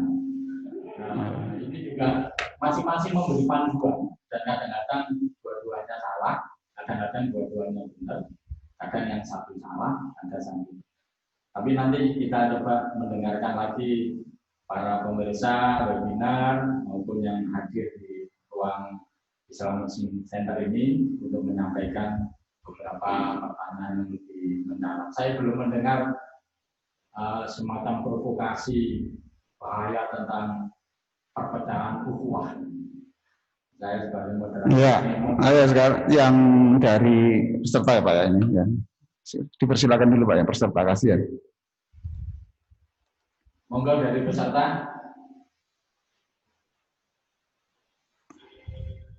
Operator ada yang sudah siap untuk tanya? Tidak ada ini. Pak Kiai Afin Asung, saya beri kesempatan untuk menyampaikan. Monggo, Pak Kiai.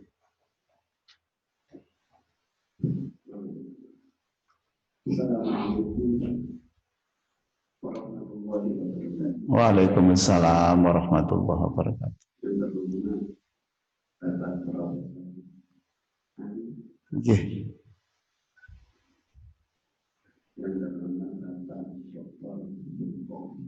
Widodo.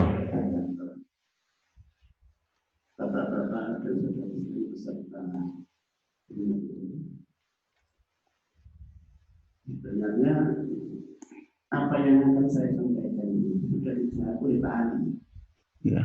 Tapi saya ini kok gak pantas ini kok gak bicara itu. Iya, ya. Jadi ya barangkali ya untuk nanti kalau dianggap berbicara masalah hubungan Islamnya. Saya ingat apa yang disampaikan oleh Samping bahwa hubungan Islamnya ini adalah termasuk rohnya, termasuk rohnya kekuatan Islam, termasuk rohnya kekuatan Islam. Oleh karena itu, di mana saja umat Islam harus merealisasikan bahwa itu di dalam kehidupan kita. Nah, kemudian sekarang apa yang dimaksud ukhuwah itu? Ukhuwah itu menurut definisi Abdullah Nasir Nubani, beliau mengatakan bahwa ukhuwah itu adalah kekuatan iman dan spirit yang melahirkan perasaan yang dalam terhadap kasih sayang, mahabbah, kemuliaan, dan saling percaya antar sesama umat Islam. Di sini saya tekankan definisi ini bahwasanya ukhuwah Islamnya itu adalah dari kekuatan iman dan spiritual. Kalau kita menganggap benar dengan definisi dan iman, maka erat sekali hubungannya antara ukhuwah dengan iman, plus dengan ajaran Islam. Oleh karena itu, apabila di situ selanjutnya saya sampai mengatakan, apabila kita menghendaki ukhuwah bisa baik di tengah-tengah masyarakat, maka hendaklah syariat Islam, ajaran Islam bagaimana bisa mengakar di tengah-tengah masyarakat. Nah, dari sini saya bisa mengerti, saya bisa memahami bahwasanya ukhuwah Islamiyah ini itu bisa berubah dari iman. Jadi bahasa kasarnya, kalau iman kita ini kuat, maka ukhuwah iman. Tapi sebaliknya, kalau iman kita itu lemah, maka ukhuwah. Oleh karena itu, maka yang perlu kami sampaikan ya pertanyaan kepada Pak Prof dan Pak Doktor, ini bagaimana kemudian sikap daripada majelis ulama itu? Kalau menurut saya pendapat ya demikian hubungan antara ukhuwah dengan iman itu sangat erat sekali. Jadi tergantung keimanan seseorang. Nah, kenyataannya sekarang yang berlaku di masyarakat, mereka itu meninggalkan Islam. Ini Ini yang kenyataan. Mencaci, memfitnah, dan lain-lain sebagainya. Oleh karena itu, untuk mengendalikan ini agar benar-benar ajaran Islam ini bisa dilaksanakan mereka itu. Kita bukan politiknya tidak. Kalau pelaku politik itu baik-baik, iman semua, insya Allah baik. Tapi kenyataan sekarang ini pendukung pelaku politik karena pilkada itu melibatkan orang yang banyak dan manusia itu pada umumnya manusia ini condong mengikuti nafsunya. Maka tidak salah kalau Allah Subhanahu wa Ta'ala berfirman dalam Al-Quran yang bunyinya itu gimana ya? Faqalilun min ibadiyah syakur.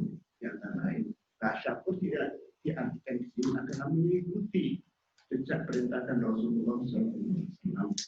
Nah, itulah barangkali yang saya sampaikan ya, kepada Pak Prof. Bagaimana cara kita untuk menanggulangi itu. Jelas itu kenyataan dirinya begitu. Sehingga kita bisa bertindak dengan sesuai apa yang kita maksudkan dan berhasil. Karena tadi sudah disampaikan bahwasanya ya sepertinya jangan untuk nilai ini dan lain sebagainya. Tapi barangkali lebih konkret dan disampaikan. Terima kasih. Wassalamualaikum warahmatullahi wabarakatuh. Waalaikumsalam warahmatullahi wabarakatuh. Yai, ada lagi yang menyampaikan? Oh, iya, monggo.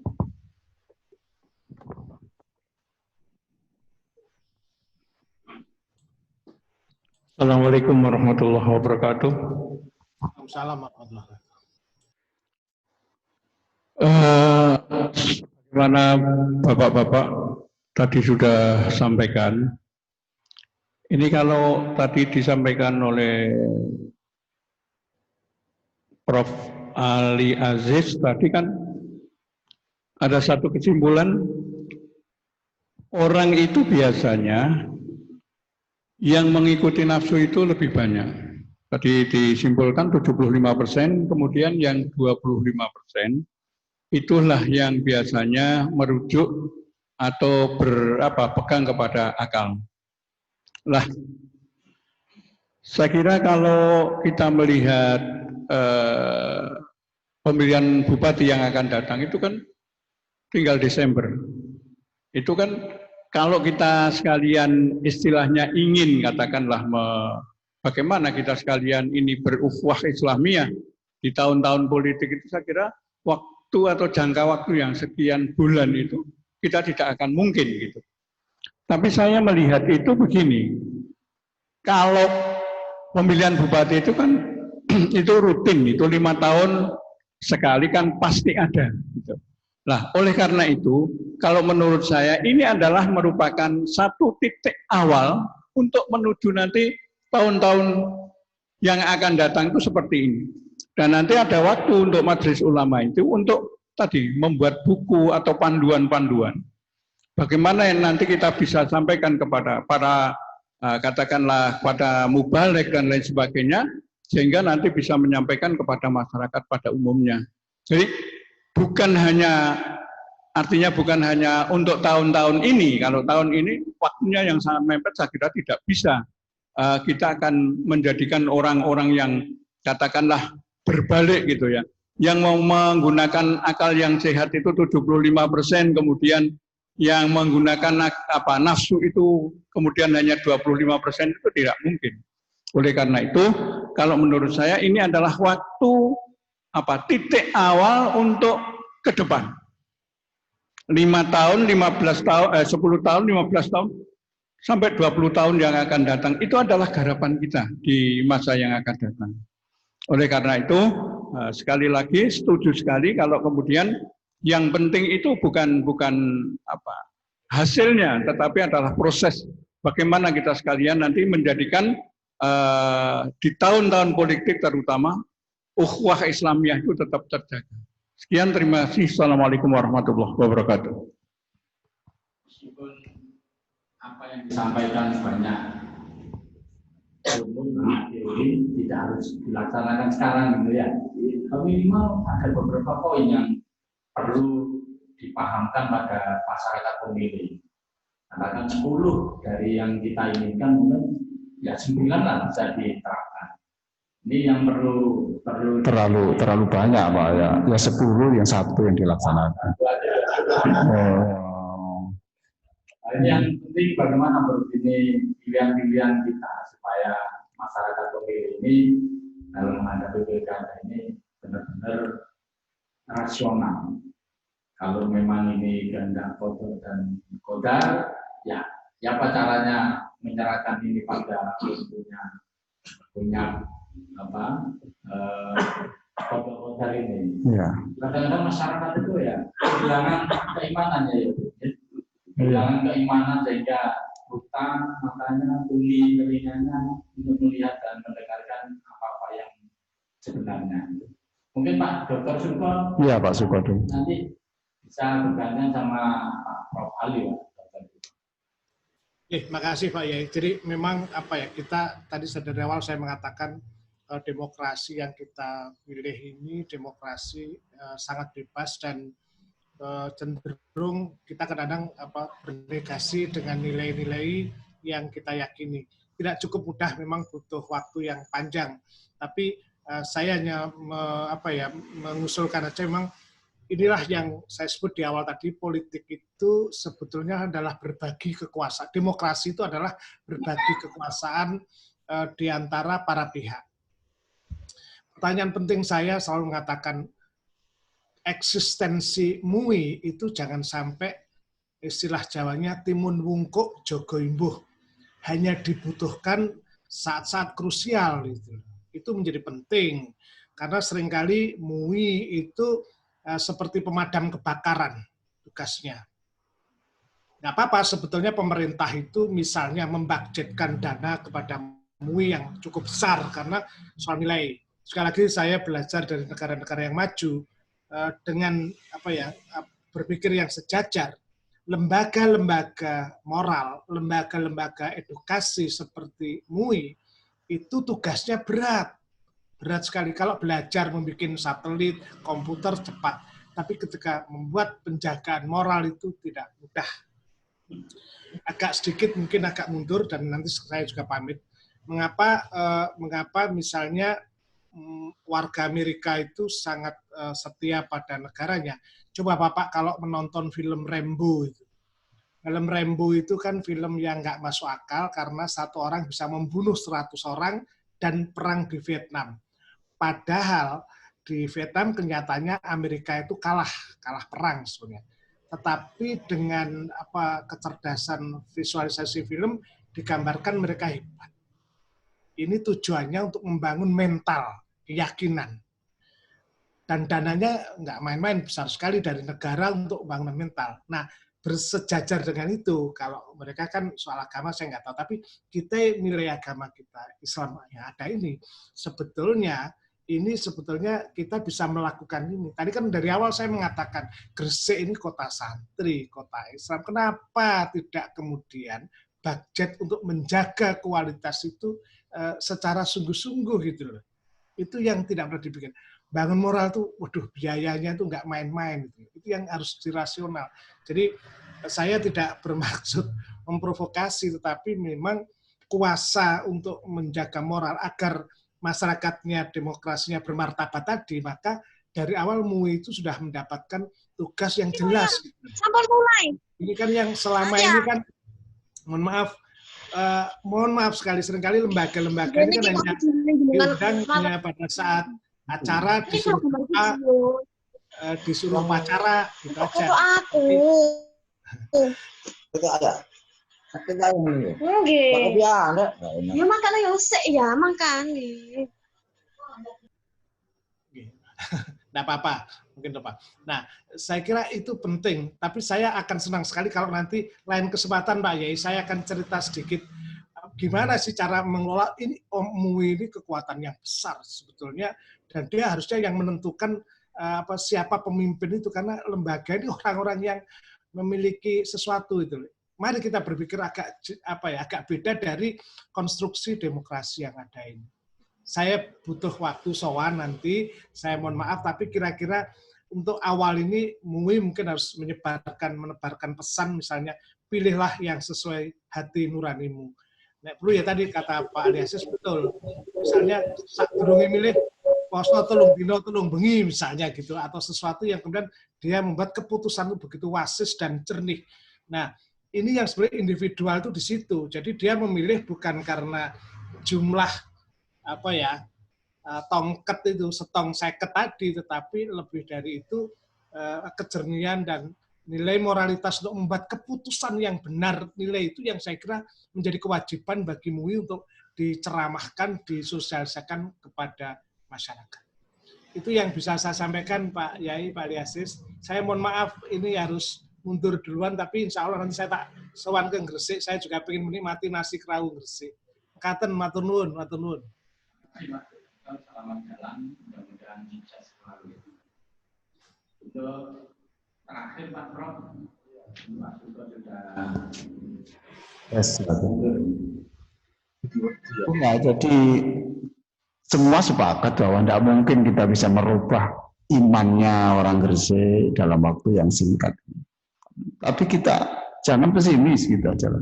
Kita mulai di sini, kita lakukan apa saja yang bisa kita lakukan. Karena membangun ukhuwah itu karena ruh, kata Pak Yai Afif tadi itu. Kalau Gresik sudah kehilangan ruhnya terus kan jadi bangkai, Pak. Kan jadi bangkai. Jadi kita lakukan sekarang apa yang bisa kita lakukan, membangun masyarakat yang bersatu ini. Tadi sudah sampaikan oleh Pak Suko. Ya sudah, paling tidak itu kita menguatkan lagi. Dilela ini sudahlah, unggul-unggulkan tokohmu siapa gitu. Terserah aku dengan bahasa sampai opo gak apa-apa, tapi jadi ngelekno wong dia. Itu aja lah, itu paling penting. Udahlah, unggulkan berdasarkan suara langit, berdasarkan istikharah Quran, karepmu wis gak apa-apa. Ojo sampai menjelekkan orang lain itu. Asa antak rawisyan wa khairul lakum. La yaskhar qaumun min qaumin. Ya kan? Asa ayakunu khairun. Kita jelas kok. Kita jelas ini Quran dan diakhiri dengan wa man lam yatub, siapa yang tidak bertaubat. Itu berarti kan dosa besar, Pak. Sakit, Pak. Orang dijelekkan itu sakit, Pak. Semua orang punya harga diri. Dan itu ngomong kita tentang sesuatu itu kita tidak akan selesai di sini. Setelah mati kita harus bertanggung jawab. Jangan sampai kita masuk surga gagal karena mulut kita tidak terjaga. Gitu, Pak. Memang berat. Saya tulis di buku terapi itu, kata Sufi itu, aku bisa puasa sepanjang tahun di padang Sahara, tapi aku selalu gagal menghindari satu kata yang tidak berguna dalam sehari. Nah itu. Oleh karena itu saya salut pada Majelis Ulama yang sekarang sudah melakukan sesuatu. Sudahlah Pak, hasilnya seperti apa tidak usah diurus. Yang melunakkan hati manusia itu Allah, bukan kita. Mulut kita sudah tidak bisa Pak itu. Ikhtiar kita hanya sampai pada hidayatul irsyad. Kita sampai pada hidayatul irsyad, tidak sampai pada hidayatul ma'unah. Kalau hidayatul taufik, hidayatul ma'unah itu sampai aplikasi, itu Allah yang melakukan. Tapi kita sebagai Majelis Ulama itu pada wilayah hidayatul irsyad, hanya menunjukkan, hanya membimbing, menyemangati, ngerem, ya itu aja sudah kita lakukan. Saya kira begitu Pak. Terima kasih. Terima kasih apa yang disampaikan oleh Pak Prof. Ali sama Pak Dr. Suko Widodo. Banyak ilmu yang kita peroleh, banyak hikmah yang kita satu bersama, dan dari Pak Yai Afif, Yai Aibrofik, Pak Yai Mansur, Pak Dr. Malik, dan Pak Yai Muiz, dan peserta webinar yang hari ini ikut serta dalam acaranya Muyabaroh dari Majelis Ulama Indonesia. Mudah-mudahan apa yang kita peroleh ilmu hari ini bisa dimanfaatkan. Kalau 10 yang kita peroleh, kita amalkan satu saja, itu merupakan pahala kita untuk sampai akhirat. Matur nuwun, billahi taufiq wal hidayah. Assalamualaikum warahmatullahi wabarakatuh. Waalaikumsalam warahmatullahi wabarakatuh.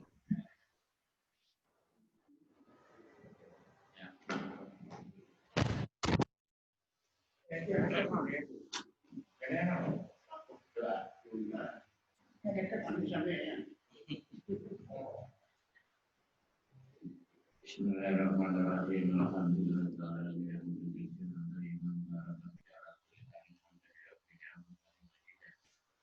Ya Rabbana ta'ala ya Rabbi jalali wa jikawan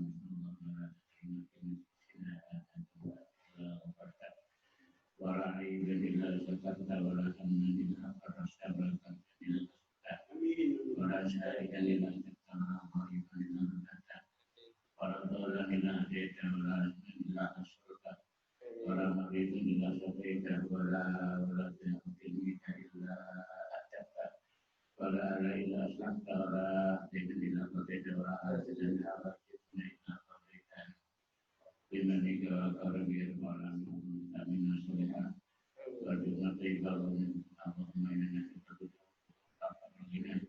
Allahumma inna nas'aluka al-'afiyah wa al-afiyah wa nas'aluka ya Allah sihatan wa afiyatan la wa mana yaduruna wa la yumkinu wa la rabbana inna bidunya hasanah wa fil akhirati hasanah wa qina adzabannar wa sallallahu ala Muhammadin wa ala alihi wa sahbihi qabul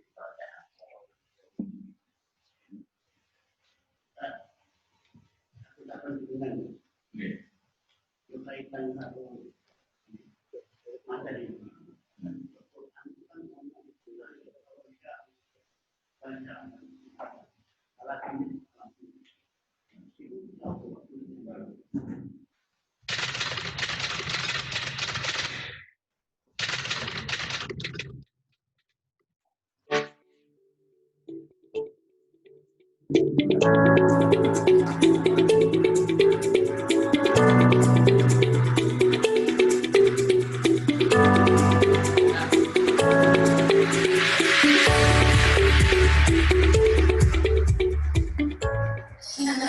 Assalamualaikum warahmatullahi wabarakatuh. Perbedaan pilihan politik disebut-sebut menjadi faktor utama merenggangnya nilai-nilai buah Islam. Ajaran saling menghargai, saling menghormati, dan saling menyayangi sesama umat Islam berganti saling memfitnah, saling menebarkan berita bohong. Inilah tradisi baru yang harus dicegah agar tidak tumbuh merusak ukhuwah Islamiyah, ukhuwah Dasyariah maupun ukhuwah Katolik. Gresik dan kabupaten kota lainnya pada tanggal 9 Desember 2020 akan menghelat pemilihan kepala daerah. Inilah momen untuk membangun tali silaturahmi politik yang Islami. Mengapa dan bagaimana? Pengurus Majelis Ulama Indonesia Gresik mengajak seluruh umat Islam untuk mengikuti webinar guna memperkokoh tali silaturahim menghadapi pilkada era pandemi. Wassalamualaikum warahmatullahi wabarakatuh.